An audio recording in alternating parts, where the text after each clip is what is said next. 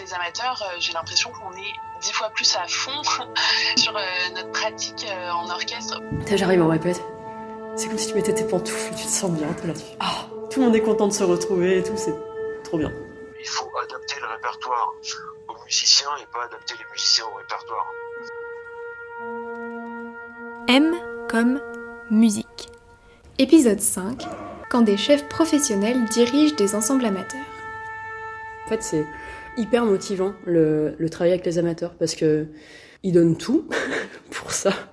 Je trouve ça incroyable. Et puis la détermination que ça leur demande aussi, parce que du coup, c'est que des personnes qui ont une vraie vie à côté, un vrai métier, une famille et tout ça, et qui font ça en plus sur leur temps personnel. Donc t'as des personnes qui tous les mercredis soirs font 20h, 22h de l'orchestre, et ça mobilise des week-ends et tout ça, et je trouve ça incroyable. Et du coup, il y a moyen de monter des projets vraiment ambitieux, avec des chœurs et des orchestres, en fait, peu importe. Pour moi, je fais pas vraiment de différence à ce niveau-là. C'est qu'il y a un investissement qui est tel que en fait, ça donne vraiment envie de se surpasser aussi avec ces groupes-là. Guillemette Daboval est chef d'orchestre. Elle a fait partie de l'Académie de l'Opéra Comique pour les saisons 2023-2024 et 2024-2025 et collabore régulièrement avec le chœur de Radio France. Elle est aujourd'hui chef associée de l'Orchestre des Champs-Élysées, avec lequel elle travaille depuis 2021 pour le projet Chœur et Orchestre des Jeunes. Directrice artistique de l'ensemble Esquisse, qu'elle a fondé en 2017, et directrice musicale de la compagnie Datura, fondée en 2024, elle a commencé la direction à l'université. J'ai commencé la musique en fait quand j'étais petite, j'ai fait du piano, solfège, beaucoup de chant choral, j'étais en chœur, dans des chœurs d'enfants et tout, et ça, c'est quelque chose qui m'a toujours suivi, la voix.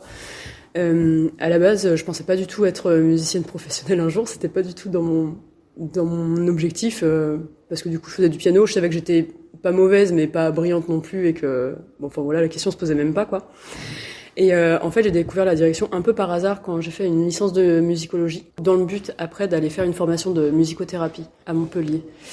Et du coup, j'avais pas énormément de bagage musical parce que j'étais dans une petite école de musique, donc du coup, c'était pas très poussé.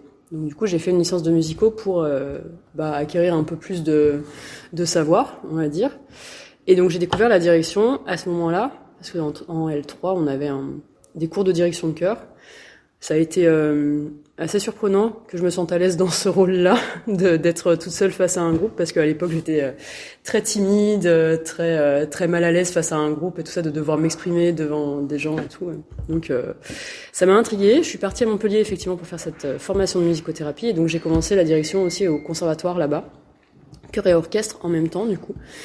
Et après j'ai été prise au CNSM de Lyon dans la classe de direction de chœur. Les premiers ensembles que j'ai dirigés, c'était des ensembles amateurs, donc des chœurs d'enfants et puis des chœurs amateurs. Et après, du coup, des orchestres amateurs aussi à Lyon.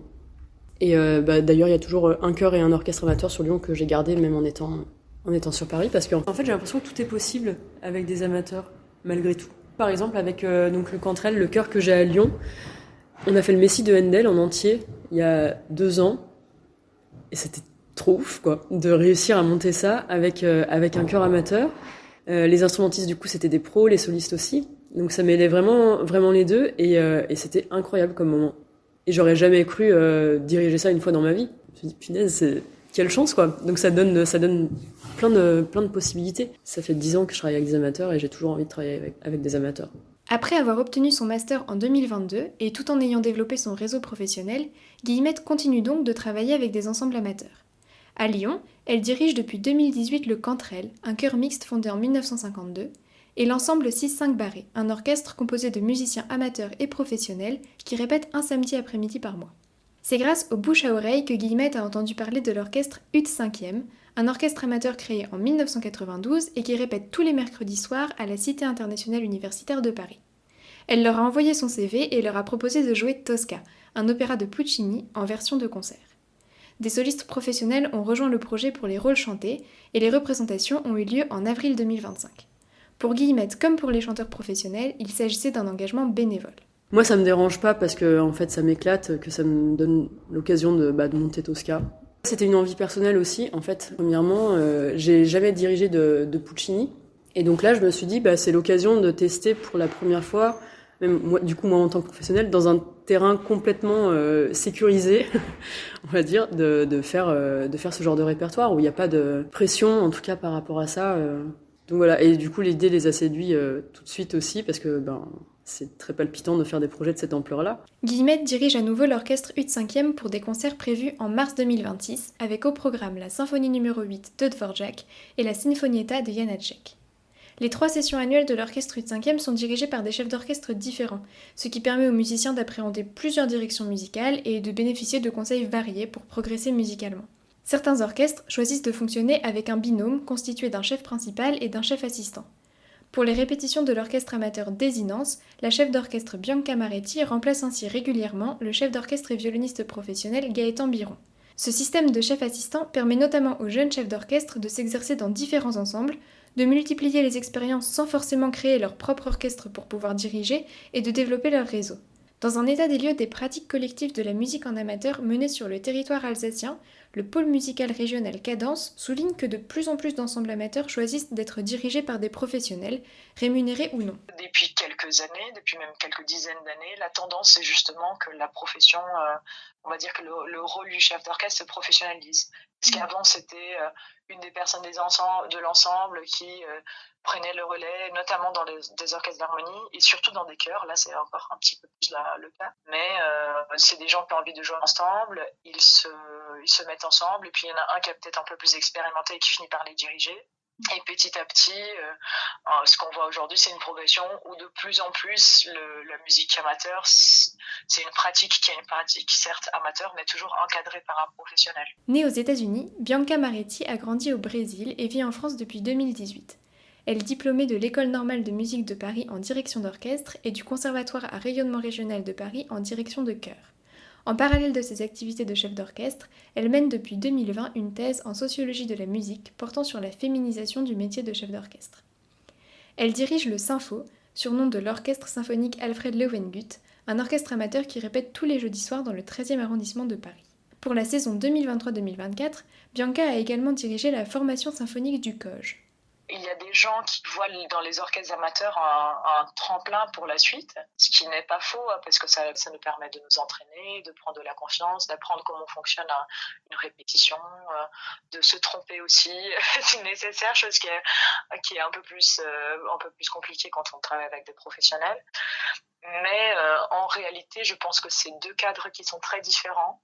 Alors moi, je l'ai toujours perçu comme ça. Après, il y a des orchestres qui ont des profils très différents. Pour certains, c'est vraiment, on est proche même d'une activité professionnelle où les gens sont engagés à 100%, ils sont extrêmement diligents, ils sont extrêmement présents, ils font des répertoires très ambitieux, ils demandent une billetterie importante, etc. C'est un petit peu le profil du COJ. Donc c'est des jeunes, mais qui ont vraiment... qui ont beaucoup d'expérience en musique, qui ont tous fini le conservatoire et ont un excellent niveau et qui sont extrêmement engagés dans leur pratique orchestrale. Mais pour la plupart des autres ensembles, j'aurais envie de dire que c'est plus un espace de convivialité, que c'est plus un moment je sais pas, c'est comme aller faire de la peinture ou aller faire de la danse ou aller faire du judo une fois par semaine. En fait, on va faire une activité en extérieur, on sort, on retrouve des gens, c'est un espace de socialisation, malgré tout, de sociabilité. Et là, je pense que la différence, c'est que en tant que chef d'orchestre amateur, il y a un rôle qui est presque un rôle d'animateur. Donc certes, on est spécialisé en musique, et c'est bien pour ça qu'on est là, parce qu'on leur apprend des choses, on leur apprend comment jouer, on leur donne des outils pour qu'ils puissent interpréter la musique avec leurs moyens. Mais en même temps, on est là aussi pour qu'ils passent un bon moment, pour les pousser, pour leur donner envie de continuer, pour qu'ils en soient fiers à la fin. Donc les enjeux sont très très différents. Je pense que dans ce sens-là, il y a une richesse dans le travail avec des amateurs qui est tout autre que celle avec les orchestres professionnels, parce que dans les orchestres professionnels, ils sont là parce qu'ils sont payés pour être là, et dans les orchestres amateurs, ils sont là parce qu'ils ont envie d'être là. Et donc il y a aussi de notre côté en tant que chef une responsabilité de leur donner envie de venir et de leur donner envie de donner ce qu'ils peuvent avec les moyens qu'ils ont. Et puis aussi, ça c'est très différent aussi, mais d'adapter nos attentes. d'adapter notre façon de travailler parce que l'objectif, et ça c'est mon regard, mais c'est peut-être différent de celui de certains de mes collègues, pour moi l'objectif avec un orchestre amateur, ce n'est pas l'excellence musicale, parce que c'est pas des musiciens professionnels, c'est pas des gens qui peuvent s'entraîner à plusieurs heures par semaine, plusieurs heures par jour même chez eux. L'objectif, c'est plus d'accomplir quelque chose ensemble et d'être fier du résultat et d'en voir une progression. Donc, dans ce sens-là, il y a vraiment une grosse différence aussi dans les attentes, dans la façon de travailler, dans le résultat.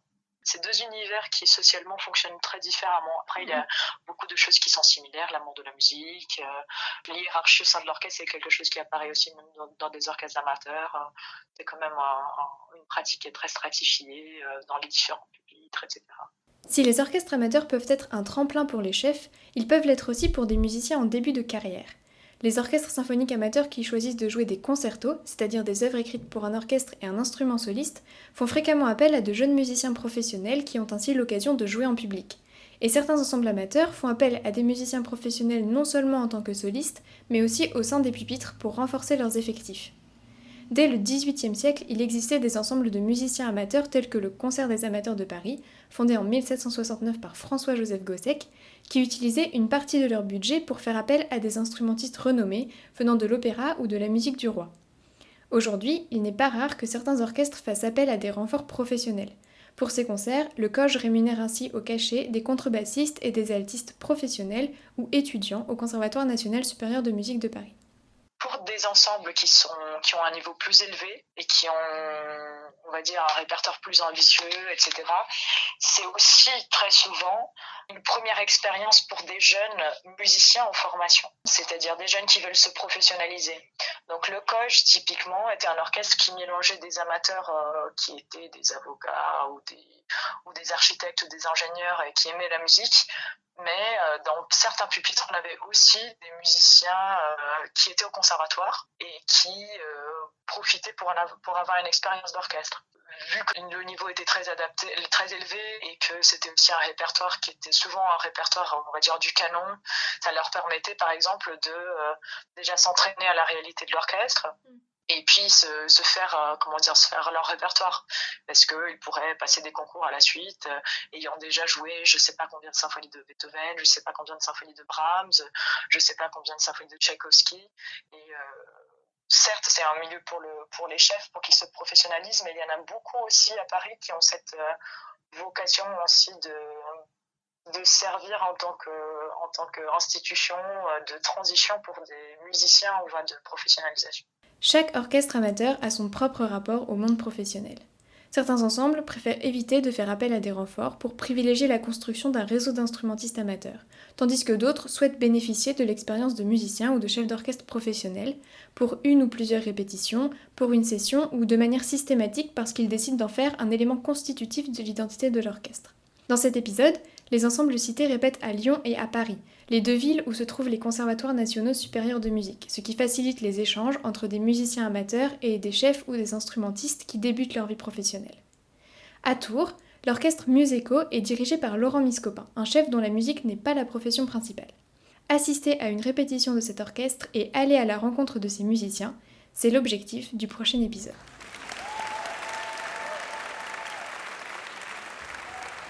M comme musique est un podcast écrit et réalisé par Savannah Guillon. Il est hébergé sur Audioblog.